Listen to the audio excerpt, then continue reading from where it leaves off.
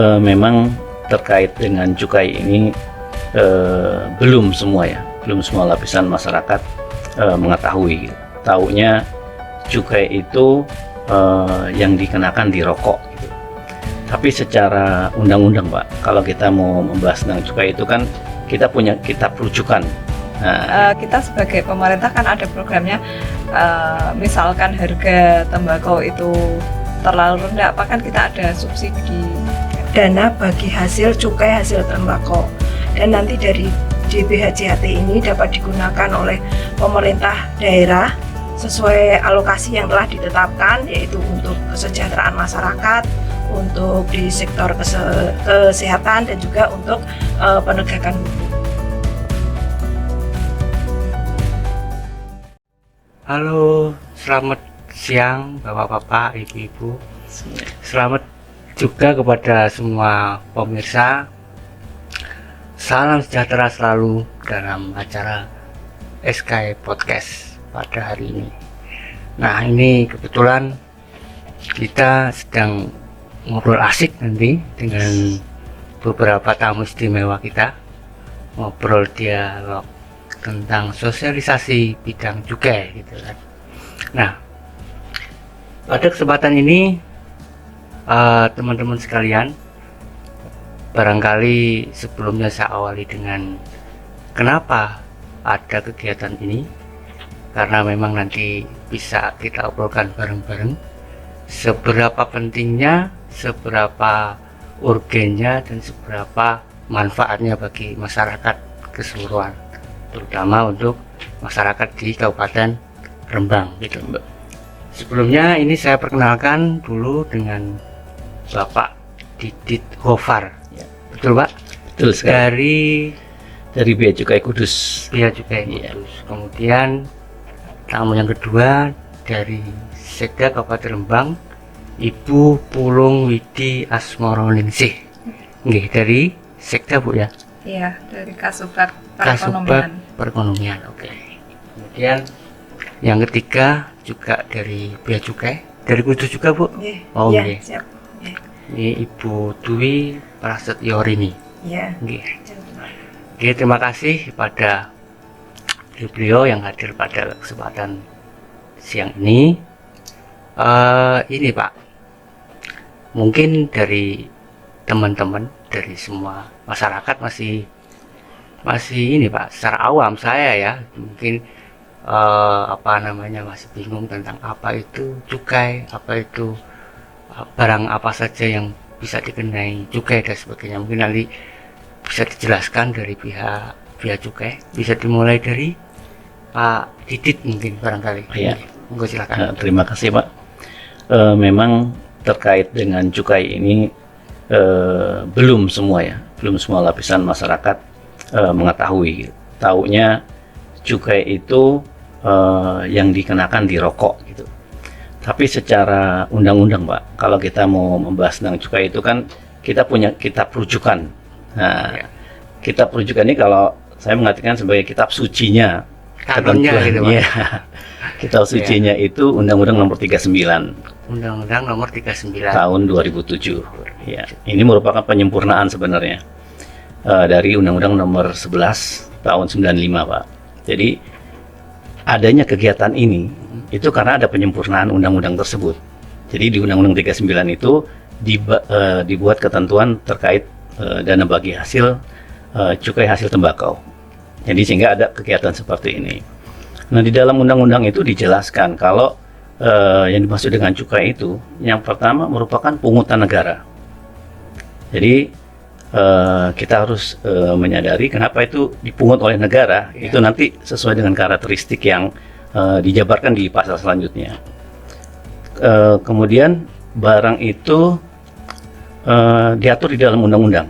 Tadi kan jangan tanya ya barang apa saja. Kalau di dalam undang-undang itu saya langsung aja mungkin hanya ada 3 barang ya yang diatur di undang-undang tersebut. Kalau sebelumnya itu kita punya 5 barang ya, sekitar 5 barang yang dipungut cukai. Tapi dengan adanya Undang-Undang Nomor 11 itu disempurnakan Nomor 39 itu hanya ada 3 barang. Yang pertama etil alkohol Pak.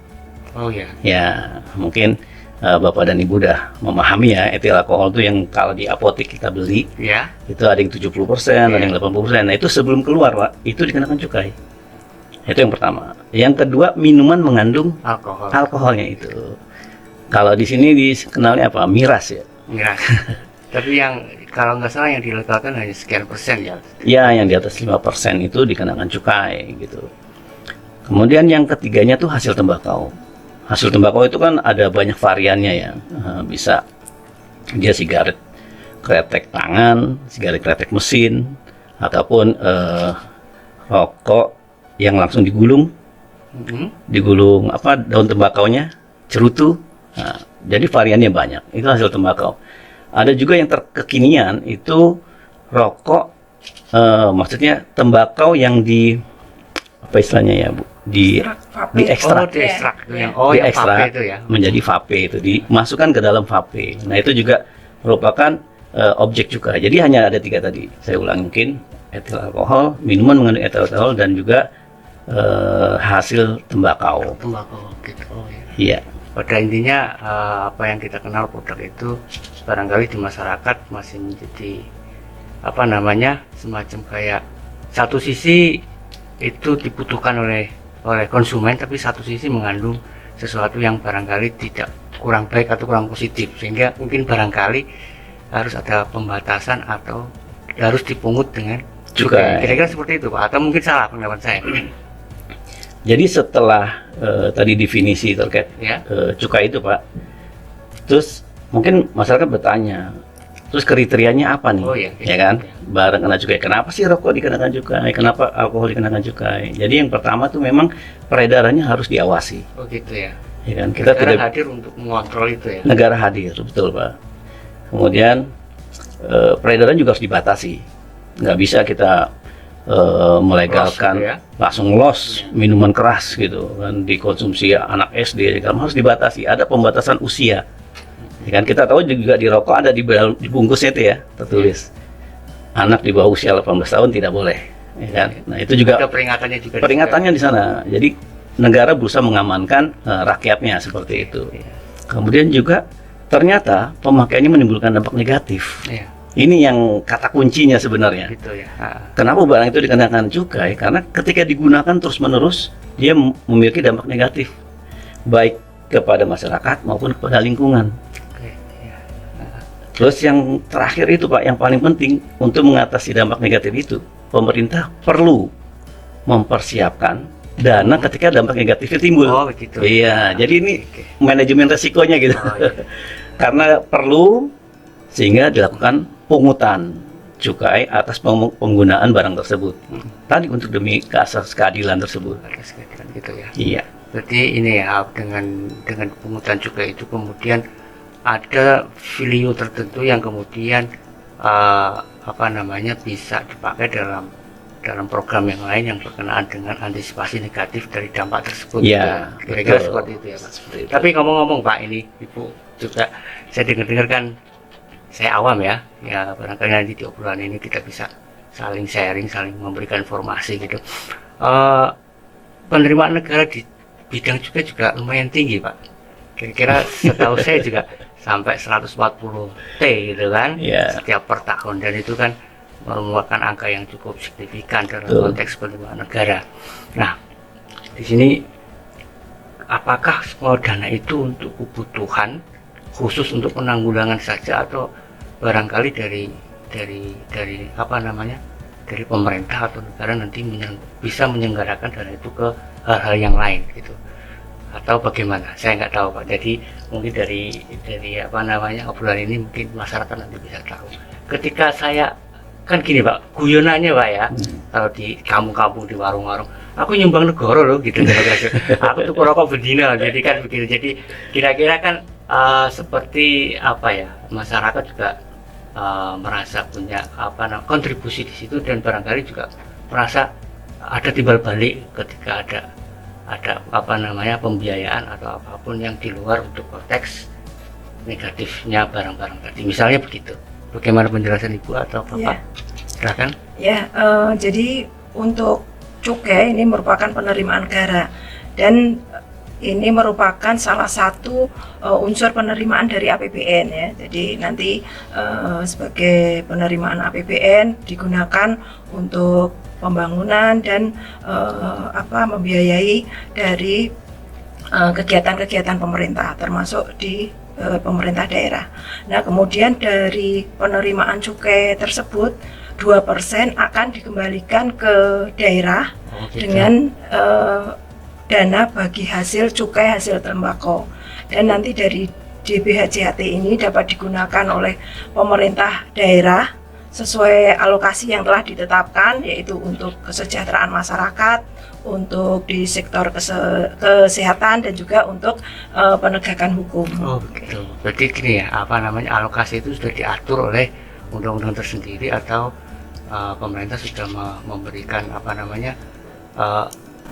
rute ataupun pembatasan atau yang ini yang boleh dilakukan, ini yang tidak, ini untuk ini, dan itu sudah ada aturannya semuanya Pak ya? Sudah ada, Oke. itu di KMK 206. KMK 206. Jadi penggunaannya pasti nanti tertata dengan baik dan sesuai dengan program-program yang sudah ditetapkan, kira-kira. Ya, harapannya seperti itu, Pak. Harapannya seperti itu. Nah ini mungkin dari Bu Wiwit, dari wakil dari pemerintahan kabupaten ini kan sebagai salah satu penerima tadi apa Bu? DBHJHT.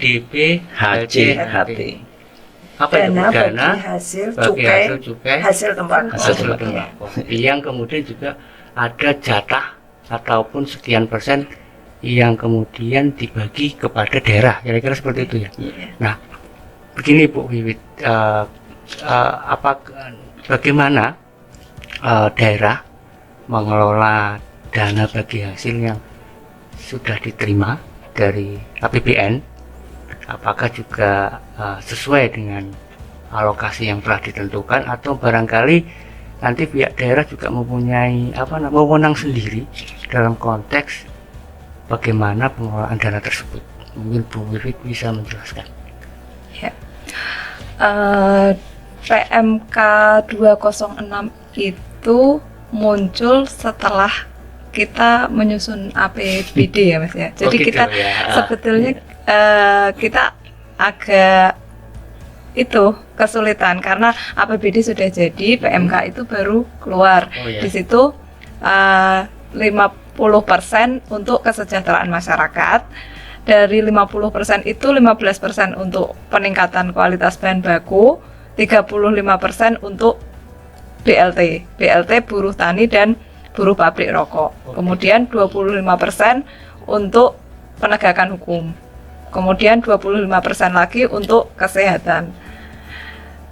Sementara APBD sudah jadi kan kita untuk penyesuaiannya agak susah nggih ini. Iya, kan anggaran sudah jadi Mas ini. Jadi kita di perubahan mengikuti alokasi PMK ini. Ya. Jadi penyerapannya rada terlambat, kemudian disesuaikan dengan APBD perubahan gitu. Iya. Tapi alhamdulillah, apakah semuanya bisa terserap dengan baik Bu? Sekalipun terlambat berarti itu ini kan demi masyarakat ya. Iya, sebetulnya kan fokus kita itu di petani dan buruh tani gitu ya. Ya. Petani buruh tani secara umum atau gimana? Atau iya, khusus? petani buruh tani dan buruh pabrik rokok. Khusus tembakau ini maksudnya? Iya, atau mungkin iya tembakau, khususnya tembakau. Dari 15% itu kita peningkatan kualitas bahan baku, kita programnya di Dinas Pertanian ya, kita ke Dinas Pertanian. Di situ ada pembuatan sumur tanah, pengadaan alsin perkebunan. Kita mengalokasikannya ke Dinas Pertanian seperti itu. Kemudian yang BLT karena kita mengikutinya di anggaran perubahan, kemudian dari Dinas Pertanian dia dari Asosiasi Petani ya, APTI. APTI itu dia menginginkan sarana dan prasarana. Jadi kemarin dapatnya alsin. Kemudian yang BLT buruh pabrik rokok kemarin baru saja kita salurkan sebanyak 671 buruh pabrik rokok yang di Brak Jarum. Itu sudah kita salurkan kemarin. sudah di situ. Kemudian kita ada pelatihan-pelatihan itu di Naker. Itu ada pelatihan ini keterampilan ini mungkin kalau untuk buruh tani dan buruh pabrik rokoknya mungkin agak kesulitan mengikuti. Jadi kita sasarannya ke keluarga, ke mungkin kerabatnya. Jadi ada pelatihan tata boga, pelatihan menjahit, semacam pelatihan seperti itu. Di luar Kemudian kegiatan yang sifatnya tadi tembakau gitu iya karena kita pengembangan sektor lain gitu iya sektor lain, karena memang kalau buruh pabrik rokok kan sudah bekerja di Iya, situ, iya. nggak mungkin dia pelatihan tata boga, pelatihan apa kan mungkin agak susah. Jadi kita sasarannya ke keluarga seperti itu. Kemudian kemarin ada masukan pelatihan operator alsin pertanian seperti itu. Jadi kita menampung masukan dari masyarakat gitu. Fokusnya seperti itu. masih di apa namanya, di kesejahteraan para petani dan Iya, kesejahteraan. dan apa namanya, Kemudian untuk pengembangan mereka gitu. iya. Kalau misalnya kita alokasikan di sektor-sektor yang lain Bu, misalnya Iya. begitu. Ada yang 25% itu penegakan hukum. Penegakan Itu hukum, ya. kita seperti sosialisasi ketentuan di bidang cukai itu melibatkan Bea Cukai Kudus. Mm-mm, Kemudian OPD pengampunya ada dari perekonomian, mm-mm. bagian hukum, Satpol, dan Prokopimda. Oh gitu. Ya, dari OPD terkait itu untuk penegakan hukum. Kegiatannya mungkin kalau bagian hukum dan perekonomian itu sosialisasi ketentuan di bidang cukai. Kalau untuk Prokopimda dan Kominfo itu ke masyarakat gitu, kayak informasi ke masyarakat seperti iklan masyarakat, baliho, spanduk dan lain-lainnya seperti itu. Kalau untuk operasi pasar, pengumpulan informasi Iya. barang kena cukai gitu. Ya itu kemarin kita juga sudah melaksanakan dari bagian hukum bekerja sama dengan Bea Cukai Kudus, bekerja sama dengan Satpol, kemudian kejaksaan, pengadilan melakukan operasi pasar di beberapa titik untuk Ini ngomong-ngomong, kalau di Rembang peredaran rokok ilegal masih gimana Bu? dari minim atau- dari hasil kemarin operasi pasar itu sedikit Mas. Sedikit, Memang oke. Rembang itu sedikit kalau untuk gitu. itu. Masyarakatnya lumayan, Iya, lumayan tertib masyarakatnya atau lumayan tertib. atau memang perokoknya jarang gitu ya? Kalau perokoknya mungkin ya, Oke. enggak itu. Cuma memang kemarin hasil operasi pasar itu tidak ditemukan banyak bukti gitu. Semacam itu. Iya. Mungkin dari pihak Bea Cukai ini Pak, program-program strategis dari yang berpacu pada apa tadi PMK ya, PMK 206. yang kemudian diturunkan ke daerah itu, menurut panjenengan apakah itu memang sudah sesuai dengan rule-nya atau barangkali ada biasanya dari daerah juga menerjemahkannya lain, jadi sehingga nanti bisa sinergitasnya itu bisa lancar atau bahkan bisa berbeda. Nah itu bagaimana dari Bea Cukai itu nanti bisa mensinkronkan seluruh program-program strategis dari kegiatan Bea Cukai itu sendiri. Ya kalau khususnya Rembang ya, Ya. dari kegiatan yang dilakukan memang sudah sesuai dengan PMK 206 itu. Memang Bea Cukai dalam hal penggunaan DBHCT ini adalah sebagai penilai sebenarnya. Jadi tadi disampaikan Bu Wiwit kalau melakukan OPSAR, sosialisasi itu ada poin-poinnya. Nah, jadi targetnya 1 tahun itu pemerintahan daerah harus mencapai angka 100. Ya, dari berbagai macam kegiatan itu ada poin-poin tersendiri. Nah itu sebenarnya fungsi Bea Cukai itu di sana. Jadi nanti melakukan penilaian, poinnya itu nanti dalam 1 tahun direkap, nanti kami serahkan ke Kanwil ya, ke Kanwil Jawa Tengah untuk diteruskan ke kantor pusat. Jadi kalau kolaborasi kegiatannya memang tadi sudah disampaikan, untuk OPSAR juga melibatkan Bea Cukai, untuk sosialisasi melibatkan Bea Cukai, karena ketika tidak melibatkan Bea Cukai maka poinnya lebih kecil dibandingkan dengan melibatkan bea cukai. Sehingga dalam tahun ini tadi juga disampaikan 206 itu memang terbitnya bulan Desember ya Bu ya. Desember 2019. 2020. Dan tadi memang menyusun perubahan memang nggak semudah gitu ya. Hari ini ditetapkan, besok dirubah gitu, kita nggak berubah. Akibat yang dirasakan oleh kami juga di Bea Cukai bahwa seluruh kabupaten termasuk yang Karsidenan Pati itu menumpuk di kuartal keempat semua kegiatannya. Iya, betul. Dari mulai Jepara sampai Blora itu di kuartal keempat, Oktober, November, Desember.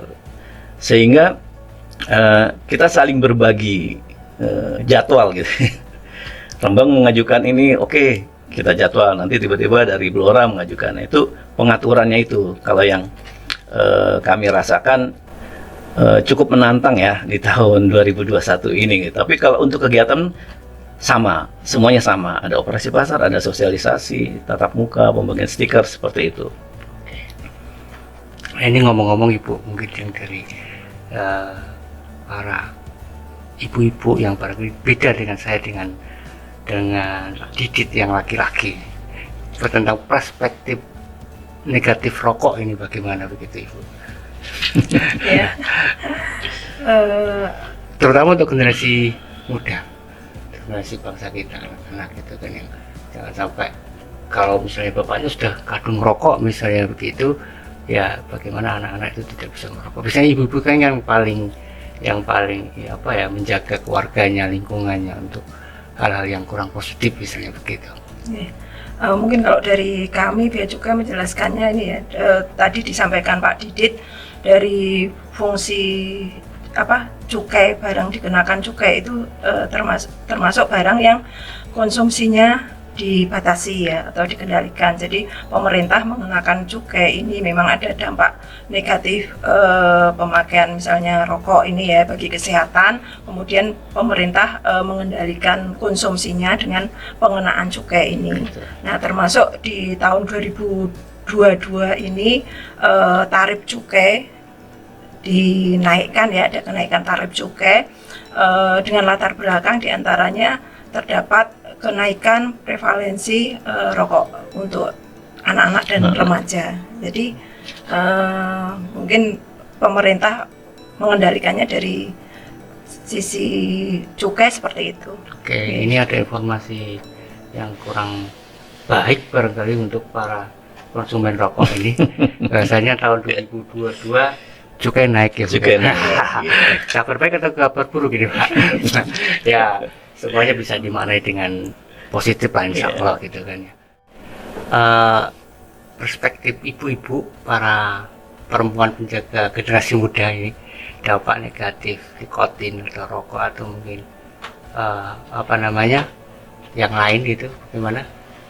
Kalau sebagai ibu-ibu sih saya setuju dengan Bu Rini tadi. Oh, gitu. Cukai naik itu sangat menolong sekali. Mungkin kan orang agak itu ya, anak-anak mungkin kan mereka merokok kan dari uang jajan mungkin gitu kan. Kalau harganya mahal itu kan mungkin uang jajannya tidak cukup kan, bisa mengurangi kemungkinan mereka mengkonsumsi rokok di usia. Syukur bapak-bapaknya oh iya, dan anggarannya bisa untuk yang lain gitu ya. Anggarannya beralih ke dapur gitu kan, malah lebih cocok seperti itu. Iya. Kalau di anggaran juga itu Bu, alokasi penggunaan dana bagi hasil tadi cukai, itu juga ada alokasi untuk kesehatan misalnya gitu. Iya, memang alokasi anggaran cukai ini kan sebetulnya untuk dampak ya, menanggulangi dampaknya. Ini kan berarti kita concernnya ke kesehatan. Dulu sebelum PMK 206 itu alokasi untuk kesehatan itu lebih dari 25%. Jadi untuk Rembang ini dari 25M sekian itu 16M itu untuk pembiayaan jaminan kesehatan itu. Lebih banyak ke sana ya? Lebih banyak ke sana. Jadi kita juga agak penyesuaian anggarannya ini agak keteteran sebetulnya karena PMK 206 ini baru. Jadi kita masih concernnya itu lebih besar ke kesehatan. Apa ini juga bisa bisa dikatakan bahwasanya dampak negatif rokok ini juga sangat berpengaruh dalam penyedot biaya itu ya, maksudnya konsumen rokok ternyata juga mengalami dampak yang biayanya cukup tinggi juga gitu. Iya. Sampai kalau di Lembang tadi Iya. berapa, 16? Iya, 16 M sekian 16 itu sekian. untuk Jadi- jaminan kesehatan itu, pembiayaan jaminan kesehatan itu. Sebesar itu memang Dampaknya dampak lumayan. di kesehatannya kan kita di BHCAT itu untuk menanggulangi dampak kesehatannya untuk petaninya dan untuk kesejahteraan masyarakatnya. Jadi masyarakat itu biasanya ngeles mulu, terutama perokok. Yang sakit-sakit itu bukan perokok, katanya begitu. Iya, tidak ada habis rokok langsung mati gitu, tidak ada yang Mas. Iya, begitu. Tapi yang pasti kalau kebiasaan kurang baik ini bisa berangsur kita sosialisasikan ke generasi muda, pada khususnya itu nanti akan lebih baik lah, kira-kira seperti itu ya. Ini Pak, soal rokok ilegal itu Iya. bagaimana kriteria yang itu ilegal, terus dan sebagainya, itu mungkin bisa dijelaskan. Ya, untuk membedakan ya, Ya. ini memang selalu jadi pertanyaan masyarakat, gimana kami bisa membedakan gitu. Jadi kalau secara undang-undang Pak, kembali ke Undang-Undang 39 tadi, itu ada 4 kriteria. Yang pertama, dia paling mudah itu rokok polos, rokok tanpa pita cukai. Tanpa pita cukai. Tanpa pita cukai itu udah rokok ilegal. Jadi kalau kita ditawari oleh agen-agen rokok, biasanya mereka menawari ke warung-warung yang masih baru gitu. Iya. Nah, itu dijual rokok murah, tapi nggak ada pita cukainya, itu udah rokok ilegal. Terus yang kedua itu pita cukainya itu bekas pakai gitu. bekas pakai. Jadi pernah ada satu tempat itu menerima pita cukai bekas gitu. Oh gitu. Jadi sehingga para perokok itu kalau mau buka bungkus rokoknya hati-hati, Alon-alon gitu ya. alon-alon. Terus dijual ke mereka. Itu juga merupakan pelanggaran ya, merupakan rokok ilegal gitu. Walaupun nanti misalnya rokoknya diproduksi oleh perusahaan yang legal. Jadi uniknya Pak, usaha bidang rokok ini tidak seperti usaha di bidang lainnya gitu. Misalnya kayak saya kasih contoh jualan roti misalnya ya. Ini kan buka usaha roti, mengajukan izin ke BP POM ya misalnya. Dapat izin langsung bisa tuh produksi terus langsung jual. Kalau rokok enggak. Pertama izin produksi dulu Ya. ya, dikenal dengan NPPBKC itu. Nanti mungkin lebih mudah lah persyaratannya. Setelah punya izin, produksinya jadi, nggak mesti bisa harus jual, tapi harus beli pita cukai dulu, baru setelah ditempel, baru boleh diedarkan. Jadi ada 2 aturannya tuh. Kalau roti tadi kan nggak kan, Iya. cuma 1 izin aja kan. Kalau ini nggak, harus 2, punya izin produksi dan melunasi cukai dengan cara ditempel tadi. Nah itu makanya pita cukai itu sebagai pengaman salah satunya. Ya, tadi ceritakan Bu Wit sebagai dampak negatif ya. Ya. Pemerintah supaya dampak negatifnya itu ketika terjadi seperti wabah sekarang ini, pemerintah udah punya dana gitu. Ya. Punya dana walaupun di PMK 206 tinggal 25% Bu ya. Tinggal 25% untuk menangani. Karena itu kan berdasarkan data ya. Penggunaan cukai itu berapa sih? Oh ternyata yang 25% itu cukup untuk sebagai manajemen risiko mengatasi dampak dari dampak negatif rokok ya. Terus yang ketiga itu pita yang bukan sesuai peruntukannya. Pita yang tidak sesuai peruntukannya. Ya. Misalnya gimana itu? Jadi kalau di masyarakat itu ada 2 jenis rokok ya, yang sebagian besar beredar. Yang pertama tadi rokok yang diproduksi oleh saudara-saudara kita, rokok produksi oleh tangan, Oh gitu. manual. Rumahan gitu ya. Ya rumahan itu SKT kita SKT, sebut. oh ya. Sigaret kretek tangan. Tangan. Nah, itu pita cukainya memanjang dia. Ya, pita cukainya memanjang. Dan harganya lebih murah. Jadi per batang rokok itu dikenakan Rp110. Itu minimal. Cukainya itu. Cukainya. Ya. Cukainya. Terus ada lagi SKM, sigaret kretek mesin. Nah, itu dikenakan minimal 500 sekian Bu ya. 500 Iya, rupiah. per batang. Jadi kan ada selisih yang cukup besar ya, Ya. antara SKT dengan SKM. Nah, bukan peruntukannya itu gini Pak.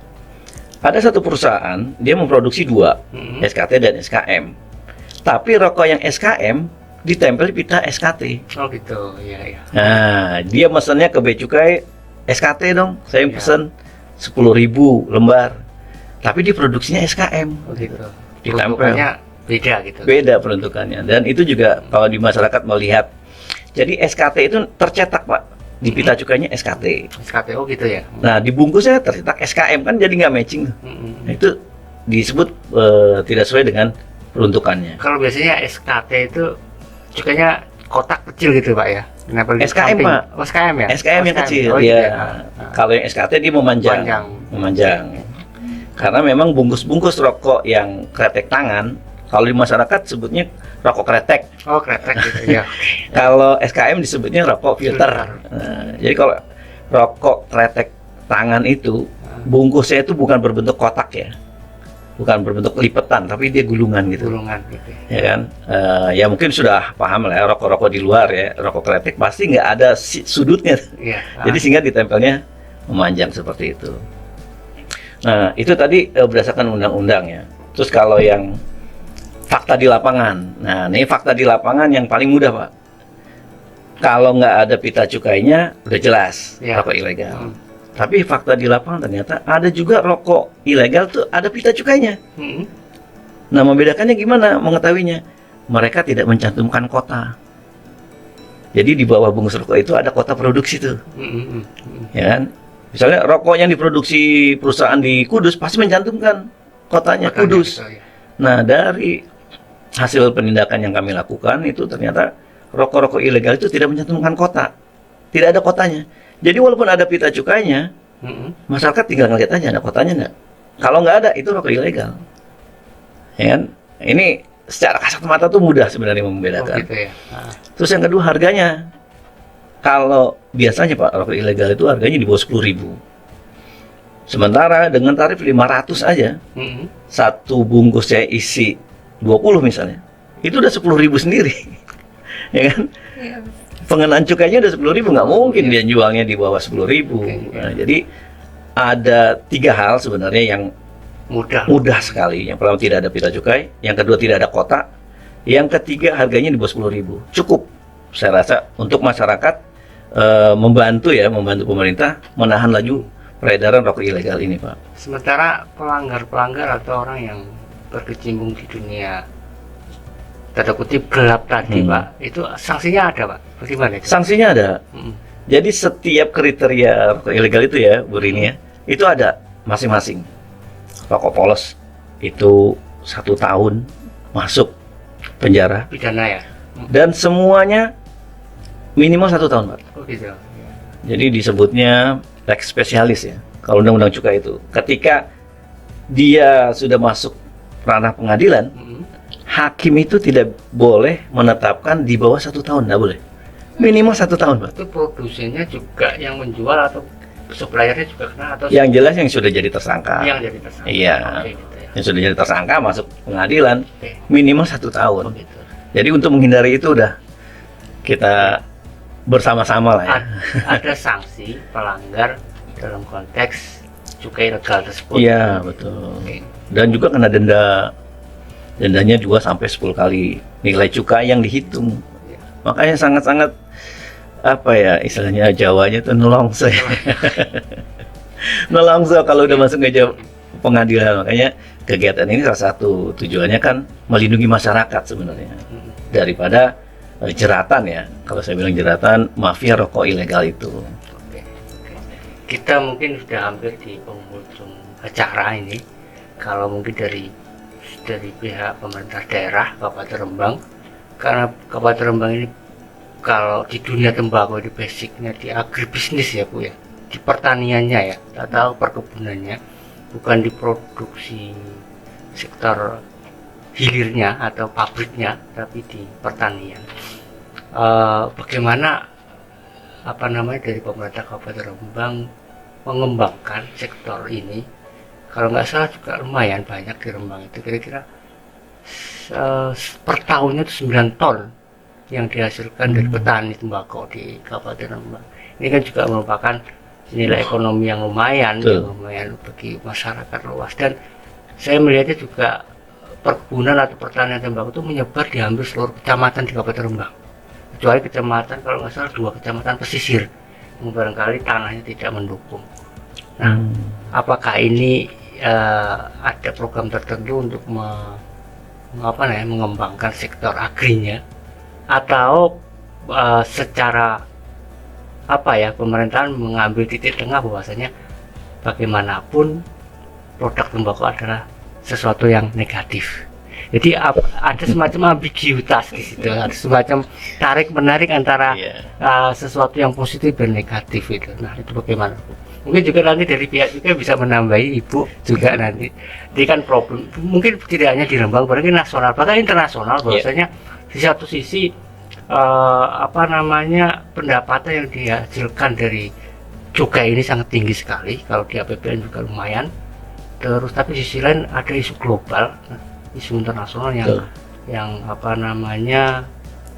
tentang kesehatan terutama. Jadi negara hadir untuk mengontrol dan mengelola itu gitu kan, kira-kira seperti itu. Monggo dari pertanian tadi dulu. Oh iya, kalau di Rembang ini kan kita pabrik itu ada brak jarum itu. Brak jarum, iya, memang pabrik besar itu ya. Iya, dari brak jarum itu. Kemudian kita kerjasama dengan PT Sadana untuk pengumpulan itu ya, pembelian hasil tembakau hasil itu, pertanian hasil itu ya. pertaniannya kan ada kerjasama dengan PT Sadana. Oh, supplier hasil pertanian gitu.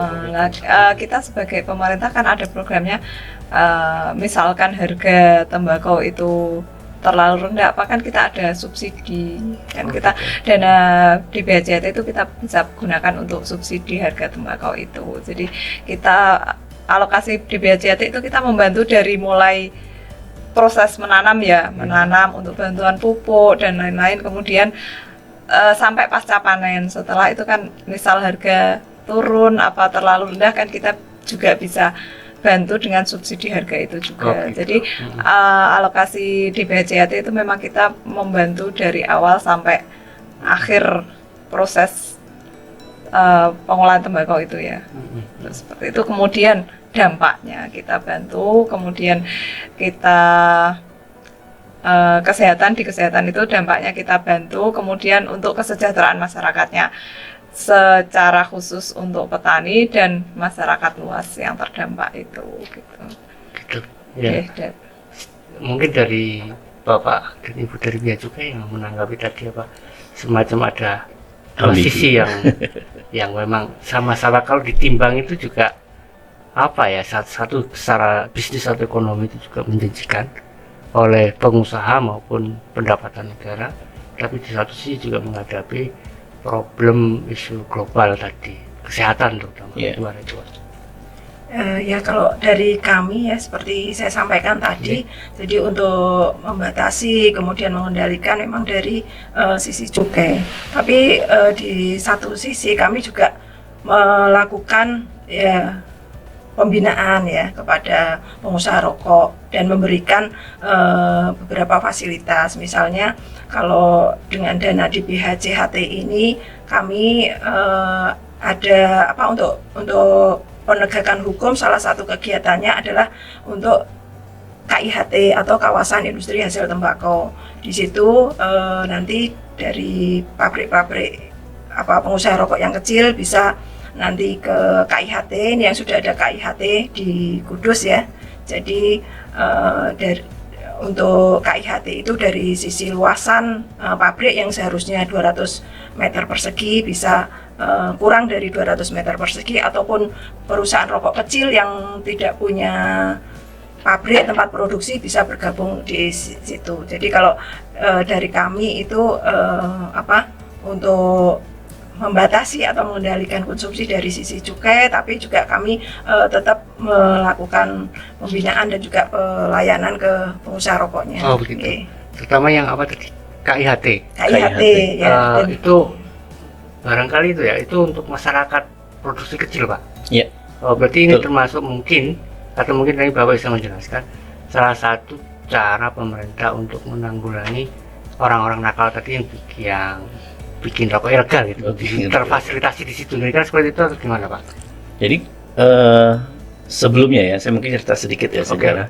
Sebelum kita melakukan penertiban, ya 2007, ya 2008, itu jumlah perusahaan rokok itu 2000 Pak, 2000 perusahaan. Itu banyaknya di Jepara, Kudus ya, itu banyak. Setelah kita lakukan penertiban, turun Pak, menjadi tinggal 130-an. Nah, tadi ya kaitannya kalau dengan dampak negatif tadi ya, apakah Bea Cukai senang Iya, oke. dengan penerimaan yang ada gitu, ataupun merasa prihatin gitu, Iya. sesuai dengan teman-teman dari kesehatan gitu. Sebenarnya Pak, cukai itu kalau saya secara pribadi memandangnya win-win solutionnya itu, Oh gitu ya. karena pemerintah nggak bisa melarang warganya untuk merokok, ya kan? Walaupun dilarang tetap aja ya, ya kan akan merajalela. Jadi tetap dikenakan cukai. Jadi kami di sini fungsinya sebagai tadi pemungut cukai itu. Jadi fungsinya adalah ya satu, penerimaan itu hadiah aja sebenarnya. Jadi kalau dibilang bukan target sebenarnya, penerimaan itu bukan target, tetapi targetnya adalah tadi mengurangi prevalensi merokok pada anak-anak usia dini ya, anak-anak remaja. Nah, kehadiran Bea Cukai untuk memonitor tadi itu, apakah perusahaan-perusahaan ini dia tetap on the track ya, Oke, ya. tetap dia nempel pita cukainya, dia melunasi gitu, atau kok mereka tidak. Ketika mereka tidak, kita lakukan tadi penindakan. Jadi fungsinya Bea Cukai tadi jelas. Kita memonitor terus perusahaan, bahkan ketika ada perusahaan yang tidak melakukan pemesanan pita cukai Pak, mesinnya kita segel. Gitu. Kita segel. Supaya apa? Dia tidak menerima order dari perokok-perokok ilegal. Bukan perokok ya, mungkin produsen rokok ilegal. Atau supplier gitu ya. Ya, istilahnya apa Bu Rini? Jahit ke. Oh, jahit ke. Oh iya. Jadi dia buat tembakau, dia pakai mesinnya terus keluar. Jadi rokok itu Pak nggak boleh keluar dari para pabrik sebelum dilunasi pita cukainya. Maka disebut ilegalnya seperti itu. Jadi peran Bea Cukai ya, terutama kami di Kudus ini seperti itu melakukannya, monitoring terus-terusan, melihat kapan terakhir mereka pesan pita cukai. Ketika ini kok nggak mesen terus, langsung kita segel mesinnya. Itu tindakan yang bisa kami lakukan. Gitu. Adapun kalau memang masih ada peredaran rokok ilegal, ya makanya kami bekerja sama dengan Bu Wiwit.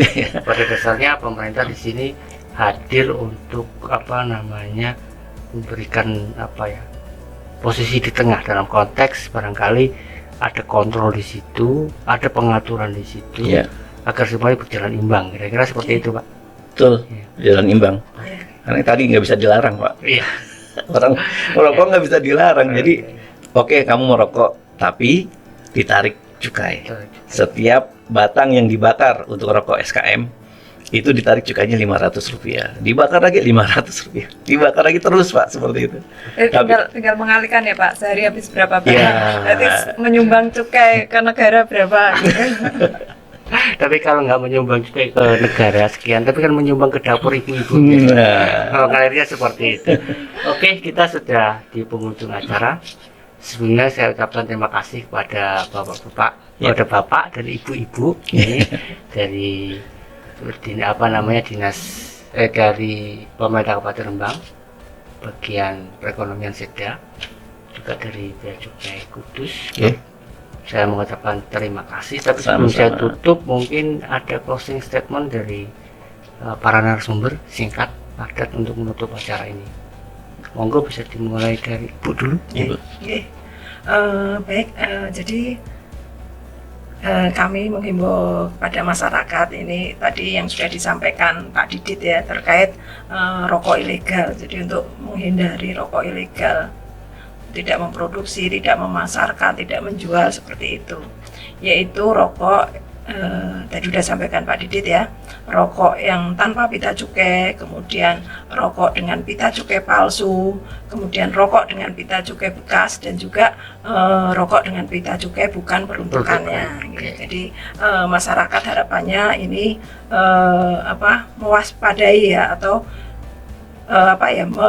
terlebih dahulu mengetahui rokok-rokok ilegal itu seperti itu, jadi nanti bisa menghindari rokok ilegal. Masyarakat juga ikut berpartisipasi dalam konteks penyadaran tentang rokok ilegal.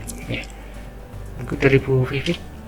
Iya, saya dari pemerintahan guys, saya Kalau kami dari pemerintahan sebagai pengelola DBHJHT berusaha memfasilitasi, membantu dari mulai petani, proses penanaman sampai penanganan pasca panen, kemudian menangani dampaknya, istilahnya meminimalkan dampaknya dengan pembiayaan jaminan kesehatan, kemudian untuk kesejahteraan masyarakatnya juga kami memberikan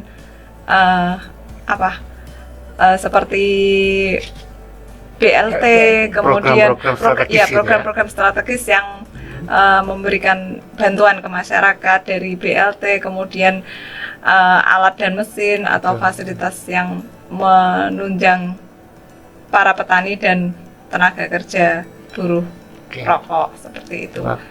Mungkin dari Pak Didi penutup. Ya, penutupnya hampir sama dengan Bu Rini, kepada masyarakat sekalian diminta ya bantuannya, berkoordinasi bekerjasama dengan kami maupun dengan pemerintahan daerah untuk melaporkan apabila di daerahnya ada transaksi rokok ilegal ataupun ada warung yang menjual rokok ilegal, untuk diingatkan, karena tadi hukuman menanti jika memang terbukti terlibat dengan rokok ilegal. Oleh karena itu dijauhi saja. Oke, terima kasih dari obrolan kita di siang hari ini, dan semoga bermanfaat. Pada dasarnya rokok ilegal itu dilarang gitu ya Pak ya. Satu, yang kedua juga kita harus